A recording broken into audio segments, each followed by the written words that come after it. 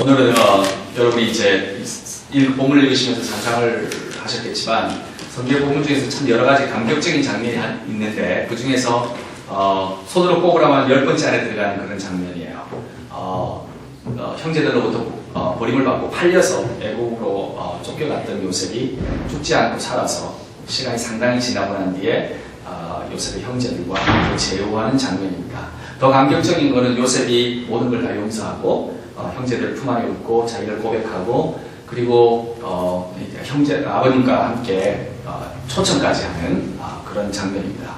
아무도 예상하지 못했던 극적인 반전이 있는 거죠. 성경을 읽는 우리들은 요셉이 어떻게 왔는지 기억을 하지만 그 당시에 쓰던 형제의 기분이라든가 마음이라든가 그 다음에 부모의 마음이라든가 요셉의 마음을 이렇게 복잡하게 이렇게 심정적으로 엮여 있을 텐데 그것이 이제 정말 폭포수처럼 분출하면서 하나가 되는 그런 어떤 아름다운 장면 중에 하나입니다.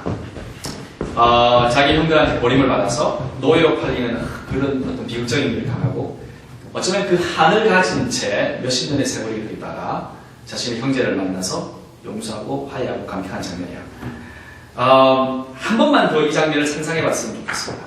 먼저 요셉의 입장에서는 어떻게 보면 억울함이 쌓였다가 보는 순간에 폭발하고 용서하고 화해하는 장면일 수 있겠고 형제들에게는 동생을 팔아넘겼다는 죄책감이 어떻게 보면은 이제 해소가 되는 그런 장면일 거고요. 그러나 요셉이 팔렸을 때 당시에 요셉 자신을 버르장머리였고 아주 정말 스포일된 그런 어떤 녀석, 막내 녀석 중에 미대 베냐민이지만은 겁없는 녀석이었기 때문에 오죽했으면 이놈을 없애자고 해서 10명의 형제가 다 동의를 했는지 그야말로 동의를 할 만큼 형편없는 사람이었지만 별의별 과정을 다 겪으면서 요셉은 어엿한 이제는 중년이 되었을 거예요. 성숙한 사람으로 이제 나타나서 이 일을 처리하는 이것들, 이 상황들을 우리가 생각해 볼 수 있을 겁니다. 또한 형제들도 자신들이 어떻게 보면은 욱해서 그랬든지 정말 미워서 그랬든지 오랫동안 계획해서 요셉을 팔았든지 간에 팔고 난 뒤에 형제들의 마음속에 남아있는 형제 팔아먹은 놈이라는 그런 어떤 깊은 죄책감이 형제들 사이에서 맴돌고 있었을 때에 이 죄책감은 그야말로 형제들 사이에서 나중에 요셉을 만났을 때 본문에서는 자주 나타납니다만 그 이전에 42장부터 이 스토리가 시작이 되니까요. 두려움으로 남아있었겠죠. 예를 들면 이제 50장 15절에서 17절까지 형제들이 요셉이 혹시나 야곱이 죽고 난 뒤에 이제 다 이 일이 해결되고 난 뒤에도 그 두려움이 그대로 남아있는 장면이 보이는데 50장으로 가게 되면 한번 읽어볼까요? 50장 15절 17절 보게 되면은 이렇게 표현합니다.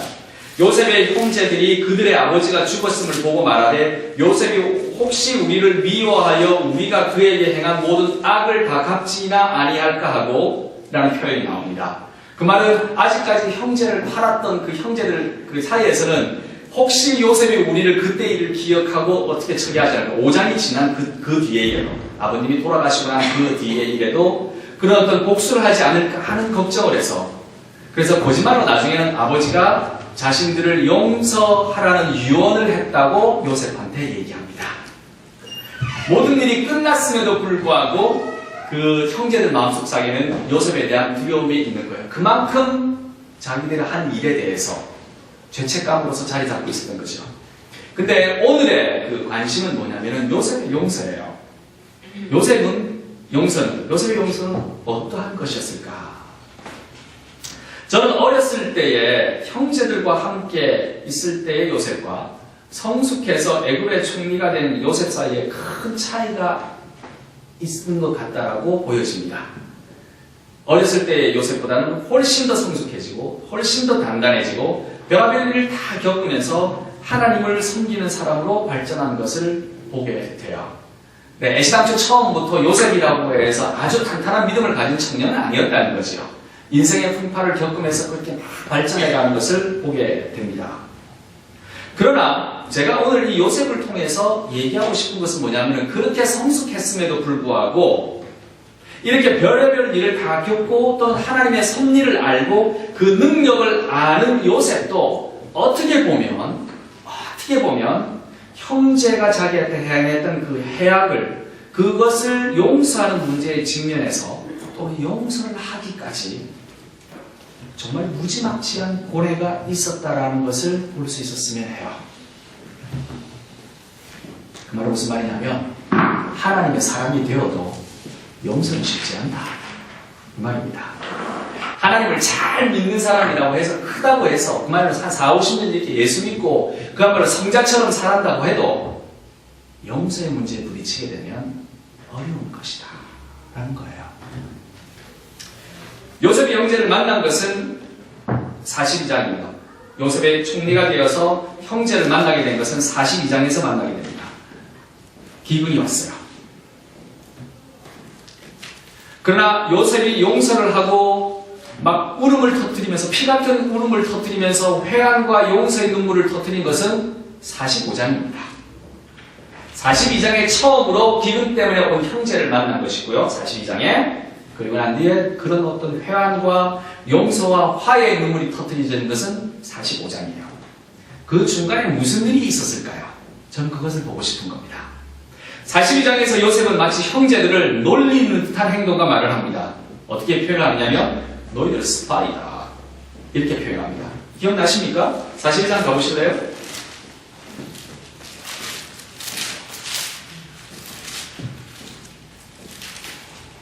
요셉은 그의 형들을 알아보았으나 그들은 요셉을 알아보지 못하더라. 9절입니다. 요셉이 그들에게 대하여 꿈꿈을 생각하고 그들에게 이르되 너희는 정탐꾼이라 이 나라의 틈을 엿보려고 왔느냐. 장난치려고 그러는 건 아닐 것 같아요. 요셉이 형제를 봤을 때 형제라고 얘기하지 않고 스파이라고 정지하는 장면이 나옵니다. 왜 그랬을까요? 단지 약을 올리려고 그랬을까요? 아니면 또는 그들의 믿음을 시험하려고 그랬을까요? 아니면 의도적으로 형제들에게 자기가 가지고 있는 힘을 내가 이만큼 컸으니까 당신은 더 이상 나를 건드릴 수 없어 라는 그 힘을 과시하려고 했을까요? 내가 국무총리이기 때문에 그러면 내가 이제는 정말 time of revenge 복수의 시간이 다가왔다 이렇게 해서 요셉이 형제들한테 대했을까요? 더군다나 43장에는 이렇게 나갑니다. 가져왔던 양식을 다 먹었을 때야 다시 내려가게 해요. 그 말은 무슨 말이냐면요. 42장에 사람을 잡고 그 다음에 형제 르우벤을 남기게 합니다. 그리고 보내게 합니다. 그리고 그 양식을 다 소진하고 난 뒤에야 르우벤이 그 다른 형제들이 오게끔 하는 그런 과정들을 거치게 됩니다.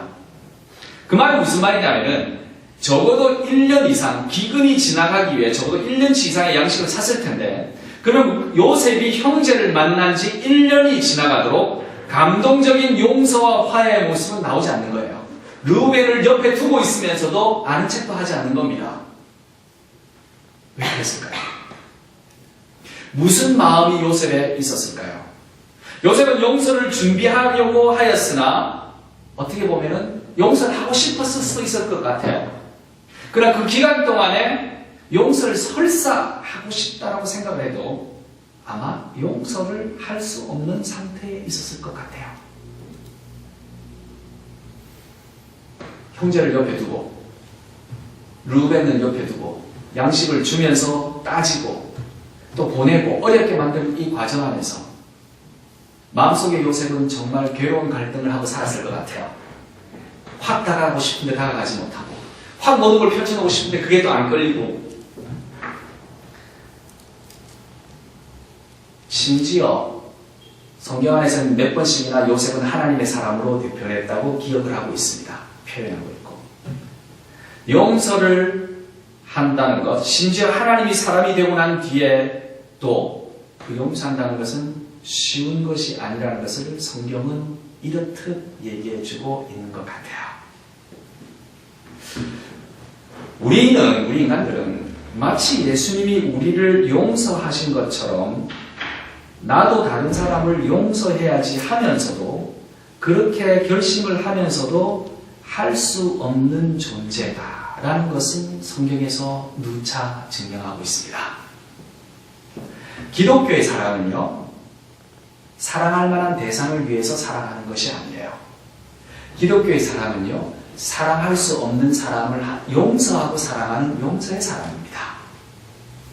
그리스도께서 죽으심으로 구원한 사랑은 용서하는 사랑인 거예요.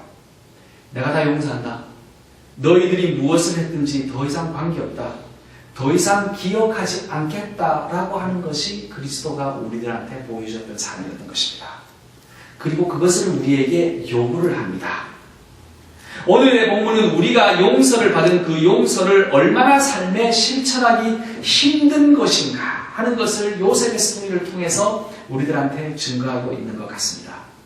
1년, 아니 그 이상이 될지도 모르는 시간을 요셉은 용서를 어떻게 보면 할까 말까, 할 수 있을까, 그런 갈등 속에 있었던 것 같아요. 형제들 앞에서는 어연한 척하면서 자기 방으로 들어가서는 눈물을 터뜨립니다. 마음의 상태가 어땠을까요?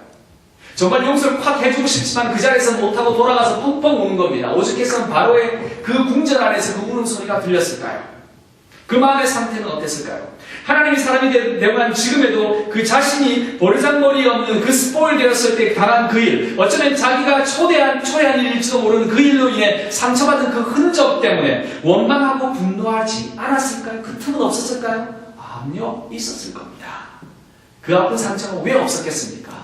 쫓겨나서 팔려와서 그 고생을 하면서 살았는데, 남의 집에 들어가서 노예 신분으로 살았는데, 얼토당토하는 유혹도 받아가면서 살았는데, 사형을 당해서 죽을 것 같은 지간을 거쳤는데 왜 그 일을 기억하지 못할까요? 요새 기억합니다. 용서하려고 하는 그 순간에 그것이 발목을 잡았을 가능성이 많아요. 그럼에도 형제를 사랑하는 자기를 보는 겁니다. 내가 그래도 형제를 사랑하는구나, 내가 당장 목을 날리지 않는구나라는 자신의 모습을 보면서 죽이고 싶고 원망하고 싶고 그런 마음과 용서를 하고 싶은 그 마음이 혼재된 가운데서 시간이 하루가 가고 이틀이 가고 3일이 가고 이제 1년이 지나가고 2년이 지나가는 겁니다. 용서하고 싶으면 화가 나고 안 하려고 하니 부끄럽고 형제가 사랑스럽고 현재 관계를 보고를 하고 싶은데 뭔가 어떻게 얘기를 해야 될 것 같은데 잘 되지는 않고 그냥 하려고 그러니까 정의는 어디에 있나 이런 질문이 나오는 것 같고 이런 생각을 안 했을까요? 근데요, 그게 우리의 모습이에요. 그게 우리의 모습인 겁니다. 용서하려고 마음 먹어도 용서가 안 되는 게 우리의 모습이야. 용서가 필요하다고 제일 많이 외치는 곳이 어디인 줄 아십니까? 교회입니다. 교회가 용서를 제일 많이 얘기해요. 근데 용서하지 못하고 서로 얼굴 제일 많이 외면하는 곳이 어디인 줄 아십니까? 교회입니다. 너무 재밌죠? 그리스도에 대한 용서와 하나님에 관한 용서를 그렇게 얘기를 하면서 그런 용서가 제일 안 되는 곳이 교회입니다. 교회 오랫동안 보내신 분들은 참 잘 알아요. 30년 다녀보신 분들은 정말 잘 아십니다. 한두 번씩 경험하고 난 뒤에 교회가 갈라지는 경험이라는 이런 걸 해보신 분들은 정말 다 알잖아요. 뭔가 약간에서 교회를 가면 어색하고 얼굴 못 보게 되고 이런 거. 왜 이럴까요? 어떤 개그맨이 그러더라고. 도대체 왜 이럴까요? 이런 코멘트를 날리는데 교회가 그런 곳이에요. 그러면서 우리는 이렇게 얘기합니다. 지가 먼저 사과해야지. 제일 많이 나오는 얘기들이 그런 거예요. 이런 생각 들어보신 적 없으십니까? 왜 어려울까요? 왜 이게 정말 교회 안에서 많이 얘기되어지는데 왜 이렇게 하기 어려울까요? 우리가 못돼서 그럴까요? 우리가 정말 우리의 마음속에 있는 그런 어떤 것들이 정말 그 사람을 미워해서 그럴까요? 아니 정말 그 사람이 나빠서 그럴까요? 아니면 교회가 통제를 못해서 그럴까요? 가장 기본적인 대답을 해드릴까요? 여러분들한테? 왜냐하면요, 용서는 우리의 본성과 맞지 않는 얘기이기 때문에 그렇습니다. 우리는 용서라는 본능 자체, 본질 자체를 가지고 있지 못한 존재예요. 우리가 용서를 했다고 얘기를 해도 용서가 아닌 경우가 태반입니다. 그러므로 우리는 용서하는 존재가 잘 못 돼요. 그런데 크게 오해하는 것은 교회 안에서 우리는 용서하는 존재다라고 자기 위치를 올려놓는 겁니다. 30, 40년 목회하신 목사님께서 용서를 잘 하시는 줄 아십니까? 잘 못해요. 꽁하게 남아 있습니다. 그리고 이상한 방법으로 나타나기도 합니다. 오래 교회 생활한 장로님들이 모든 걸 관여하고 다 받으실까? 잘 못해요, 용서. 남아 있습니다.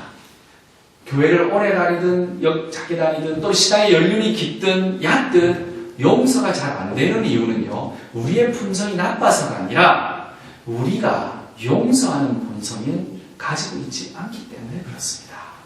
우리는 용서할 수 있는 존재로 태어난 사람들이 아니에요. 우리는 어떤 존재로 태어난 사람들인 줄 아십니까? 용서를 받기 위해 태어난 존재들입니다. 용서는요, 하나님의 본성입니다. 하나님밖에 용서할 수가 없어요.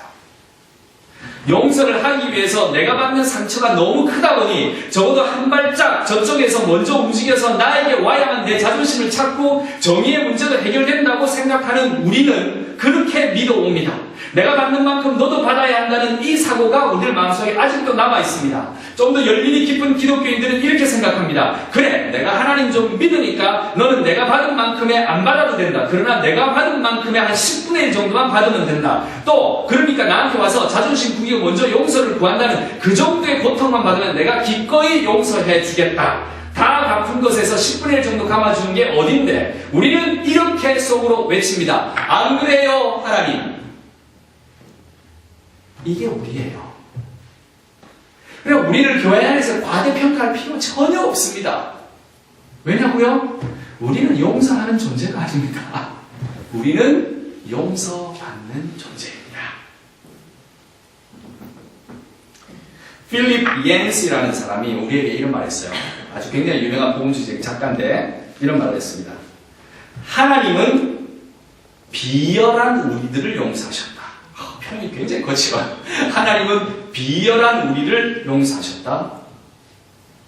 하나님의 사랑을 가진 우리는 다른 사람의 비열함을 용서해야 한다.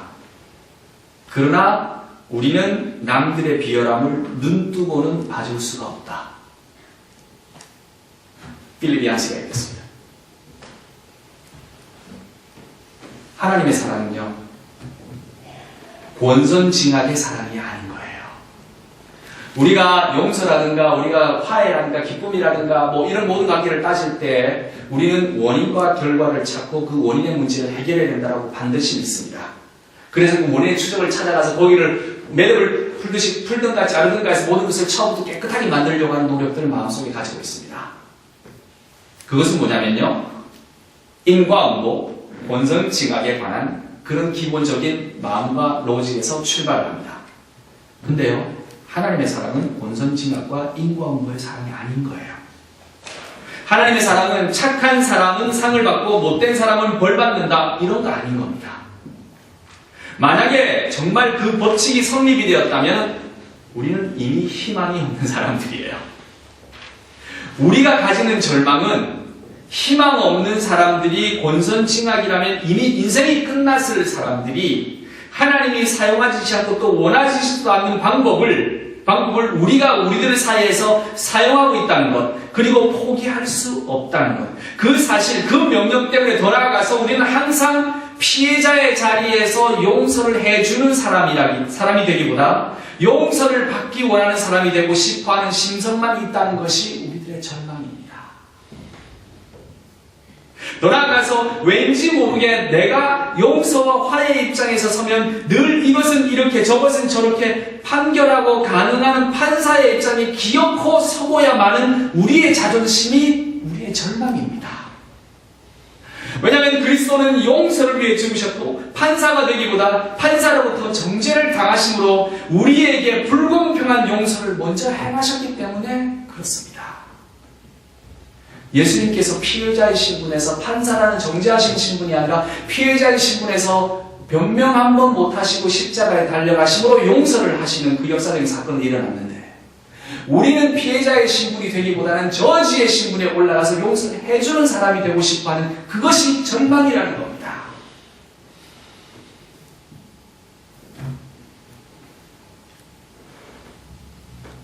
그리스도는 용서를 위해서 죽으셨고 판사가 되기보다 판사로부터 정죄를 당하심으로 우리에게 이 불공평한 용서를 먼저 행하신 그 그리스도, 여러분 따라갈 자신 있으세요? 여러분, 교회는 용서의 메시지가 선포되는 곳입니다. 저도 용서받을 거 너무 많습니다. 지금 한국에 있으면서 한 7주 동안 있으면서 제가 이런 고민을 많이 했습니다. 이게 목사인가? 이런 생각도 하고, 왜냐하면 막 이렇게 뭐 협상 같은 걸 하다 보면 굉장히 세게 나가야 될 때도 있잖아요.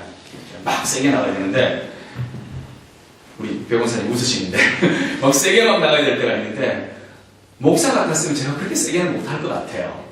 막 이렇게 세게 하지 않고, 그럼 좋게, 그럼 제가 좀 양보하고 이렇게 하겠습니다, 이렇게 나가야 될 것 같은데, 이제 그런 협상 테이블에 앉거나 그러면 세게 나가야 되고 그 사람의 약점을 추적해야 되고 막 이렇게 해야 되는 그런 상황에 있게 되더라고요. 팀들하고 같이 앉게 되면. 그래서 가끔씩 보게 되면 근데 그런 느낌 들었어요. 오, 잘하는데? 이런 생각 들더라고요. 세게 하는 거 잘하는데?